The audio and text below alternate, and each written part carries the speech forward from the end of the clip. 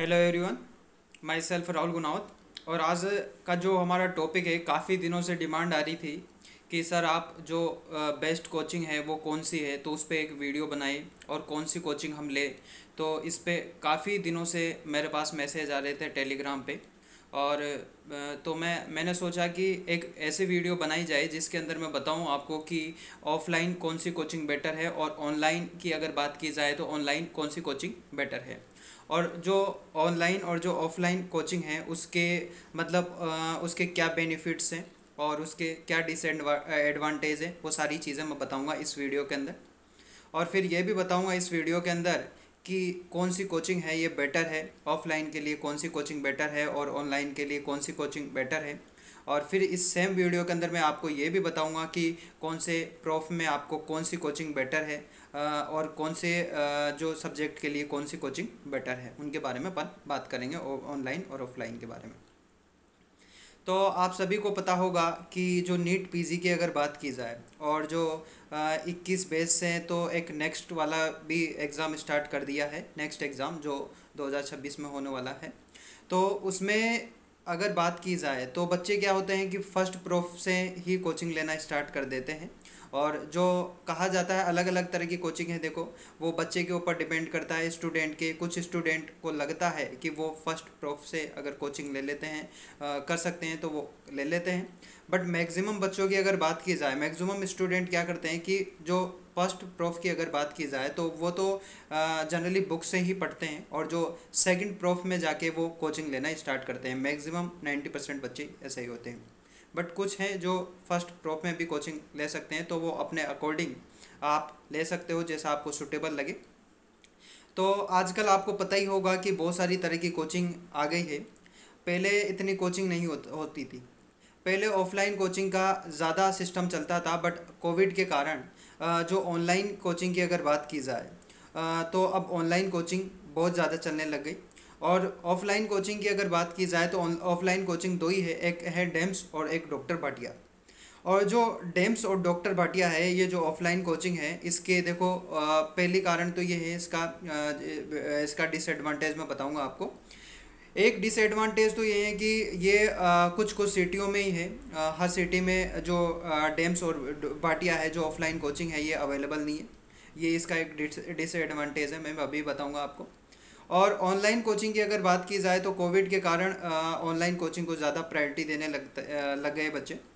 तो मैं बताऊंगा आपको कि 4 कोचिंग है। एक है सबसे फर्स्ट है मेरो, करेक्ट, ऑनलाइन कोचिंग है जो। सेकंड अगर बात की जाए तो सेकंड है प्रिपलेडर, करेक्ट, जो एक ऑनलाइन कोचिंग है। थर्ड अगर बात करें अपन तो है डेम्स, जो एक ऑफलाइन कोचिंग है। फोर्थ अगर अपन बात करें तो डॉक्टर भाटिया है, जो एक ऑफलाइन कोचिंग है। तो 2 कोचिंग तो हो गई अपनी ऑनलाइन और 2 कोचिंग हो गई अपनी ऑफलाइन। अब जो 2 कोचिंग अपनी ऑनलाइन है उसमें से जो फर्स्ट है वो है मेरो। फर्स्ट नंबर पे जो बच्चे प्रायोरिटी देते हैं मेरो को। मैं ऐसा नहीं कह रहा कि ये कोचिंग प्रेपलेडर अच्छी नहीं है, मेरो अच्छी नहीं है। देखो सब अपनी अपनी जगह ठीक है कोचिंग। मैं बताऊंगा अभी आपको कि कौन सी चीज़ कौन से जो कोचिंग के अंदर बेटर है, वो सारी चीज़ें मैं बताऊंगा। तो अगर आपको फुल कोर्स लेना है अगर ऑनलाइन का, तो आप फर्स्ट पे मेरो चूज़ करो, करेक्ट। सेकंड, अगर आप मतलब जैसे अलग अलग प्रोफ की तैयारी करते हो, जैसे फर्स्ट की अगर बात करते हो, फर्स्ट आजकल जो फर्स्ट प्रोफ से भी की भी तैयारी करते हैं बच्चे, तो उसके लिए मेरो, अगर एक ही साल का आप सब्सक्रिप्शन ले रहे हो तो उसके लिए फर्स्ट ईयर में आप मेरो लो, करेक्ट। ऐसा नहीं है कि प्रेप भी ले सकते हैं, बट मेरो इज़ बेटर, करेक्ट।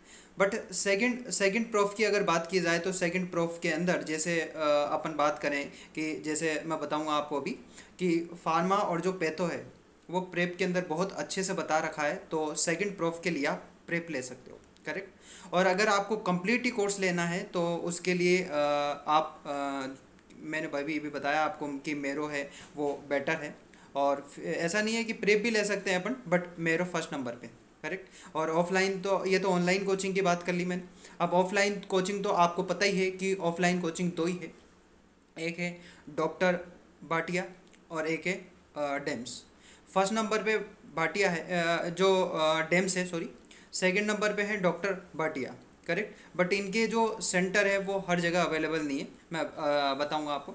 तो सबसे पहले अगर बात की जाए ऑफलाइन कोचिंग के कुछ बेनिफिट्स के बारे में अपन बात कर लेते हैं कि ऑफलाइन कोचिंग के से क्या बेनिफिट्स हैं। देखो, तो ऑफलाइन कोचिंग करने के बहुत सारे तरह के बेनिफिट्स हैं। पहला बेनिफिट है कि जो टीचर कोई स्टूडेंट है, जैसे अपन को पता ही है कि हम और आजकल तो बहुत और भी कोचिंगें चल गई, जैसे अन अकेडमी है, ये भी चल गई, तो अलग अलग तरह की कोचिंग है, बट मेन है वो 4 ही। तो अगर कोई स्टूडेंट है, अगर जैसे 11th 12th में हमें सभी को पता है कि हम एक ऑफलाइन कोचिंग करके आते हैं, एलन कोचिंग करती है, आकाश, और आजकल बहुत सारी तरह की अलग अलग तरह की कोचिंग हैं, करेक्ट। तो जब अलग अपन जैसे उस वहाँ से अपन आते हैं मेडिकल कॉलेज में, जब आते हैं तो हमारा जो सिस्टम है कुछ इस तरह से बना रहता है बहुत सारे स्टूडेंट का, कि वो टीचर से टीचर इंटरेक्शन करना चाहते हैं, और जब भी उनके समझ में आते हैं, बहुत सारे कुछ स्टूडेंट ऐसे होते हैं जो उनको ऑनलाइन वाला जो सिस्टम है वो समझ में नहीं आता, उनको ऑफलाइन जो चीज़ है वही बेटर लगती है। तो ऑफलाइन के लिए मैं यही कहूँगा कि जो डॉक्टर, अगर डेम्स कोचिंग की अगर मैं बात करूँ, तो डेम्स कोचिंग है वो डेम्स एक ऑफलाइन कोचिंग है, देखो, और एक डॉक्टर भाटिया भी एक ऑफलाइन कोचिंग है। तो इसके 3 बेनिफिट्स हैं इसके ऑफलाइन कोचिंग के। पहला जो है जो बेनिफिट है कि हम टीचर से टीचर इंटरेक्शन करना चाहते हैं, या टीचर ऑफलाइन कोचिंग जाने से क्या होता है कि जो टीचर और स्टूडेंट के बीच का इंटरेक्शन होता है जनरली, है कि नहीं, टीचर और स्टूडेंट के बीच का इंटरेक्शन हो गया, पहला बात तो ये, करेक्ट। सेकंड, अगर कोई स्टूडेंट है, अगर वो स्टूडेंट जैसे कहने का मतलब डिमोटिलाइज हो जाता है, तो उसको वहाँ पे कोचिंग जाएगा तो उसको मोटिवेट भी मिलेगा, करेक्ट। तो एक बेनिफिट ये हो गया ऑफलाइन कोचिंग से, करेक्ट। और अब देखो, ऑनलाइन कोचिंग करोगे आप तो आपको कोई मोटिवेट करने वाला है नहीं, आपको सेल्फ मोटिवेट होना पड़ेगा उसके लिए। तो बट आप ऑफलाइन कोचिंग जा रहे हो तो ऑफलाइन कोचिंग में आपको वहाँ पे एक मोटिवेट करेंगे, और जैसे आप अलग अलग तरह के बच्चे देखोगे वहाँ पे, बहुत सारे तरह के, देखो ऑफलाइन कोचिंग में बहुत सारे तरह के, जैसे डेम्स की अगर मैं बात करूँ तो डेम्स के अंदर बहुत सारे तरह के बच्चे आते हैं, तो वहाँ पे एक तरह का आपका कंपटीशन हो जाएगा, अलग अलग बच्चे को देखोगे आप तो आपको लगेगा कि हमें भी ऐसा ही करना है, करेक्ट। तो वहाँ पे एक आपको मोटिवेट मिलता रहेगा, करेक्ट। जबकि जो ऑनलाइन कोचिंग में ऐसा नहीं होता, उसमें खुद को सेल्फ मोटिवेट होना पड़ता है। थर्ड पॉइंट की अगर मैं बात करूँ जो बेनिफिट्स की, तो मान लो जो गुड स्टडी एनवायरनमेंट है वहाँ पे मिल जाता है। जैसे ऑनलाइन कोचिंग ले रहे हैं अपन, तो ऑनलाइन कोचिंग में जैसे मान लो हमारे घर का माहौल अच्छा नहीं है, हमारे पढ़ने का जो घर पे डिस्टर्बेंस हो रहे हैं अपन, तो अब ऑफलाइन कोचिंग से क्या डिस्टर्बेंस हो सकते हैं, बट ऑफलाइन कोचिंग से क्या है कि वहाँ पे अपन जा रहे हैं, तो वहाँ पे अगर जा रहे हैं अपन तो वहाँ पे एक तरह का एनवायरनमेंट आपको अच्छा मिलेगा, करेक्ट। तो अच्छा एनवायरनमेंट मिलेगा, तो अपन बोल सकते हैं कि जो गुड स्टडी एनवायरनमेंट मिलेगा, पहली बात तो ये फेस टू फेस इंटरेक्शन होगा स्टूडेंट और टीचर के बीच का, और मोटिवेट मिलेगा। ये 3 बेनिफिट हो गए इसके ऑफलाइन कोचिंग के। अब अपन बात करते हैं कि जो ऑनलाइन कोचिंग है, उस ऑनलाइन कोचिंग के भी बेनिफिट्स के बारे में मैं बता देता हूँ आपको कि जो ऑनलाइन कोचिंग है उस ऑनलाइन कोचिंग के भी बेनिफिट्स क्या क्या है। तो ऑनलाइन कोचिंग का जो पहला बेनिफिट्स है कि हम मतलब कहीं पे भी वीडियो देख सकते हैं, पहला, करेक्ट। जबकि ऑफलाइन कोचिंग के अंदर क्या था, हमें जाना पड़ेगा वहाँ पे, करेक्ट। बट इसमें और कोचिंग जाएंगे जब भी अपन लेक्चर ले सकेंगे, करेक्ट। बट ऐसा ऑनलाइन में नहीं है। ऑनलाइन में ये है कि जब भी हम किसी भी जगह बैठे हैं, जैसे ट्रेन में बैठे हैं, बस में बैठे हैं, हम घर पे बैठे हैं, किसी फंक्शन में बैठे हैं, बाजार मार्केट में बैठे हैं, कहीं पे भी बैठे हैं, जहाँ पे हमारा मन हो गया हम फ्री है, तो वहाँ पे अपन वीडियो चलाएंगे और वीडियो देख सकते हैं, करेक्ट। तो ये एक इसका बेनिफिट्स ये हो गया ऑफलाइन कोचिंग का। सेकंड ये है कि जो मतलब जो टाइम वेस्टेज है वो यहाँ पे बच जाता है। जैसे ऑफलाइन कोचिंग करते हैं ना हम, तो ऑफलाइन कोचिंग से जब कोचिंग करते हैं तो वो टाइम तो सेम रहता है। देखो आपको बताऊँ मैं आपको कि लेक्चर का टाइम तो देखो सेम रहेगा, ऑफलाइन कोचिंग लो चाहे ऑनलाइन कोचिंग लो। बट अब जैसे ऑफलाइन कोचिंग ले रहे हैं अपन, तो ऑफलाइन कोचिंग के लिए अपन को पता है कि अपन जो तैयार होके जाएंगे, कोचिंग का टाइम होगा, ट्रेवल करेंगे, तो उसके अंदर भी काफ़ी टाइम वेस्टेज होता। बट ऑनलाइन कोचिंग ऐसी है जिसके अंदर रिकॉर्डेड है, वो वीडियो रिकॉर्डेड होते हैं। तो जब हमारा मन करा रात को देखना है, दिन में देखना है, सुबह उठते ही देख लिया, और हम नहाए नहीं, बिना नहाए भी देख सकते हैं, कैसे भी देख सकते हैं अपन। तो इसमें टाइम लॉस की बहुत कम होता है ऑनलाइन कोचिंग में। जबकि ऑफलाइन कोचिंग में टाइम वेस्टेज बहुत ज़्यादा होता है। तो वो टाइम वेस्टेज वाला उसका डिसएडवांटेज हो गया, करेक्ट, आपको पता हो गया। सेकंड, नेक्स्ट अपन बात करें तो हम जो वीडियो है कहीं पे भी देख सकते हैं, आपको बता ही दिया मैंने। और जैसे कोई स्टूडेंट है जैसे रात में पढ़ता है और जैसे रात को उसने पढ़ना स्टार्ट किया रात को 11 बजे से 3 बजे तक, करेक्ट, तो वो आराम से पढ़ सकता है, देख सकता है, वीडियो रिकॉर्डेड लेक्चर है तो वो कभी भी देख सकता है जब उसका मन हो, करेक्ट। बट ऑनलाइन कोचिंग में ऐसा नहीं होता। ऑनलाइन कोचिंग ऑनलाइन कोचिंग में ऐसा हो जाता, बट ऑफलाइन कोचिंग में क्या होता है कि हम ऐसा नहीं कर सकते। जब क्लास होगी तभी हम क्लास ले सकते हैं, हमारा जब मन होगा तब हम ऐसा नहीं कर सकते, करेक्ट। तो ये ऑनलाइन होता है ऑफलाइन और ऑनलाइन में। अब मैं बात करता हूँ कि जो इसके डिसएडवांटेज क्या है उसके, जो ऑफलाइन कोचिंग के और ऑनलाइन कोचिंग के। एक तो उसके अंदर एक टाइम वेस्टेज बहुत ज़्यादा होता है ऑफलाइन कोचिंग के अंदर, करेक्ट। मैंने अभी अभी आपको बताया कि जो टाइम वेस्टेज जाएंगे तो टाइम वेस्ट तो होगा, तो टाइम वेस्टेज बहुत ज़्यादा होता है उसके अंदर। सेकंड, हर सिटीज़ के अंदर वो अवेलेबल भी नहीं है ऑफलाइन कोचिंग। जैसे कुछ सिटीज़ है, और ऑफलाइन क्लासेस भी दो तरह से होती है, एक सैटेलाइट क्लास होती है और एक लाइव क्लास होती है, करेक्ट। लाइव क्लास में टीचर और स्टूडेंट के बीच का एक इंटरेक्शन होता है जनरली।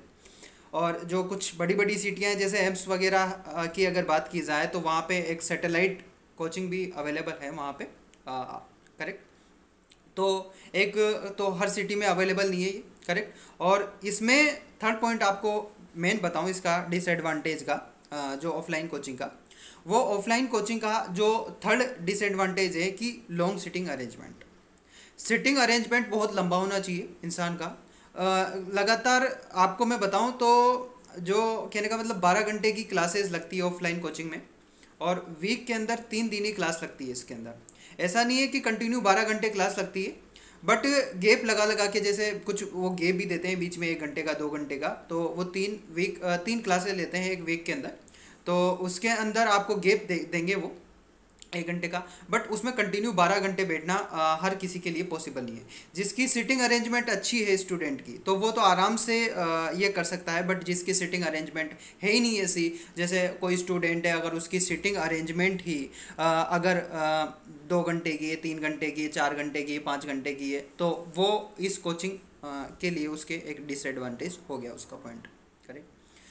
अब मैं बात करता हूँ ऑनलाइन कोचिंग के डिसएडवांटेज के बारे में। तो ऑनलाइन कोचिंग के जो डिसएडवांटेज है अगर इनके बारे में मैं बताऊँ आपको, तो पहला है कि डेडिकेट होना।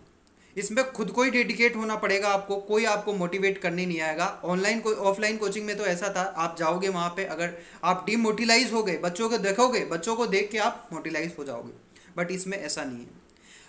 कुछ स्टूडेंट ऐसे भी होते हैं जो ऑनलाइन कोचिंग ले लेते हैं और कहने का मतलब सोचते हैं कि यार देखेंगे, आज से पढ़ाई स्टार्ट करेंगे, कल से स्टार्ट करेंगे, परसों से स्टार्ट करेंगे, ऐसे ऐसे टाइम वेस्टेज होता जाता है उनका, और वो करते भी नहीं है। तो मतलब खुद को डेडिकेट होना होगा इसमें कि पढ़ना है तो पढ़ना ही है, करेक्ट। तो ये इसका एक वीक पॉइंट हो गया, इसका एक तरह का डिसएडवांटेज हो गया ऑनलाइन कोचिंग का, करेक्ट। नेक्स्ट पॉइंट अगर मैं बताऊँ आपको, तो नेक्स्ट पॉइंट है कि जैसे लॉन्ग टर्म मोटिवेट, लंबे समय तक, जैसे फर्स्ट प्रोफ में आपने ले लिया, सेकंड प्रोफ में ले लिया, तो लास्ट तक जो आपको, जब आपकी एमबीबीएस कंप्लीट होगी तब तक आपको मोटिवेट रहना होगा इसके अंदर, करेक्ट। जैसे first prof, second prof, third prof, fourth prof, तो लास्ट तक आपको मोटिवेट रहना पड़ेगा इसके लिए, तो लॉन्ग टर्म मोटिवेट रहना पड़ेगा। थर्ड है कि स्टडी एनवायरनमेंट रिक्वायरमेंट। इसमें कहने का मतलब ये है कि जैसे आप कोई रूम है जिसके अंदर हॉस्टल वगैरह के अंदर जो बच्चे लेते हैं, मैं बता देता हूँ आपको। तो वहाँ पे क्या होता है कि कुछ बच्चे होते हैं, जैसे कोई स्टूडेंट है, अब वो एक रूम के अंदर 3 स्टूडेंट रहते हैं।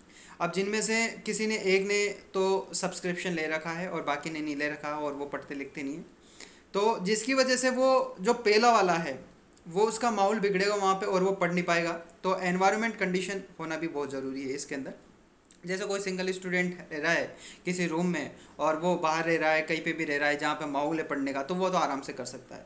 बट अगर जैसे हॉस्टल वगैरह की कंडीशंस की अगर बात करूँ तो वहाँ पे इसका जो स्टडी एनवायरनमेंट की रिक्वायरमेंट होती है, करेक्ट। तो ये आपको बता दूँ, तो ये किसके 3 डिसएडवांटेज हो गया। अब मैंने 2 चीज़ें बता दी आपको कि ऑनलाइन और ऑफलाइन कोचिंग कौन कौन सी है, और ऑनलाइन कोचिंग और जो ऑफलाइन कोचिंग की अगर मैंने बात की, तो जो कौन सी कोचिंग के, ऑफलाइन कोचिंग के बेनिफिट्स क्या है, डिसएडवांटेज क्या है, और ऑनलाइन कोचिंग के बेनिफिट्स क्या है, डिसएडवांटेज क्या है, ये भी अपन ने बात कर ली।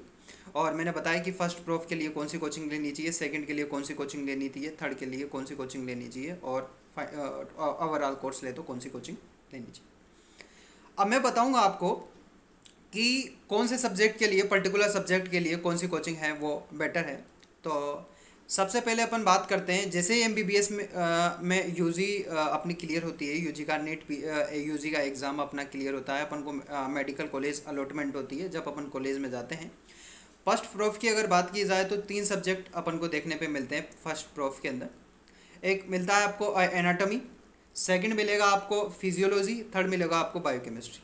करेक्ट।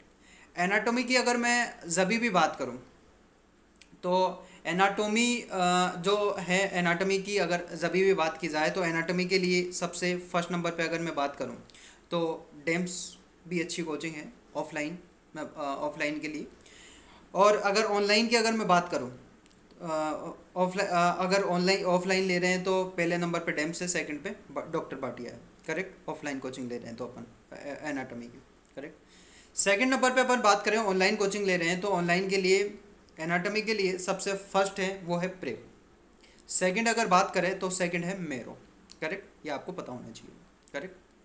अब अपन बात करें, एनाटॉमी हो गई अपनी, अब बात करते हैं जैसे बायोकेमिस्ट्री हुई और फिजियोलॉजी के बारे में बात करते हैं। तो फिजियोलॉजी और बायोकेमिस्ट्री की अगर जब भी बात करें तो फिजियोलॉजी और बायोकेमिस्ट्री के लिए ऑनलाइन कोचिंग मेरो बेस्ट है। करेक्ट। और ऑफलाइन कोचिंग डेम्स बेस्ट है। करेक्ट। ये आपको बता दी मैंने। ये फर्स्ट प्रूफ अपना कंप्लीट हो गया। सेकंड प्रूफ की अगर जभी भी अपन बात करते हैं, सेकंड प्रूफ के अंदर 3 सब्जेक्ट है। पहले 4 सब्जेक्ट आते थे। फोरेंसिक मेडिसिन है, वो भी सेकंड ईयर में आती थी। आजकल क्या है कि जो न्यू स्कीम आया है 2019 से, उसके अंदर जो फोरेंसिक मेडिसिन है ये थर्ड ईयर के अंदर प्रमोटेड कर दी गई है, इसको थर्ड ईयर के अंदर डाल दिया गया है। तो पर मैं बताऊंगा आपको यहाँ पे कि उसके लिए भी कौन सी कौन सी कोचिंग है वो बेटर है। एक वीडियो ऐसी भी बनाएंगे अपन जिसके अंदर अपन बताएंगे कि कौन सी बुक है वो बेटर है कौन से सब्जेक्ट के लिए, तो वो बनाएंगे अपन वो भी वैसे भी। तो मैं आपको बताऊं कि फार्माकोलॉजी के लिए आपने सभी ने सुना होगा डॉक्टर GR जी, बहुत फेमस है फार्माकोलॉजी के। इनका एक अपना ऐप भी है अलग से, इसी के नाम से है। तो ये बेटर है और ये प्रेप लैडर के एक प्रेप लैडर के टीचर है। प्रेप लैडर एक बेस्ट कोचिंग है कि नहीं। सेकंड अगर बात की जाए तो एक डॉक्टर अंकित की अगर बात की जाए तो डॉक्टर अंकित भी फार्माकोलॉजी के लिए एक अच्छे हैं और डेम्स के टीचर है ये डॉक्टर अंकित। और नेक्स्ट अगर बात की जाए थर्ड अपन बात करें ऑनलाइन कोचिंग की तो वो मेरो बेटर है फार्माकोलॉजी के लिए।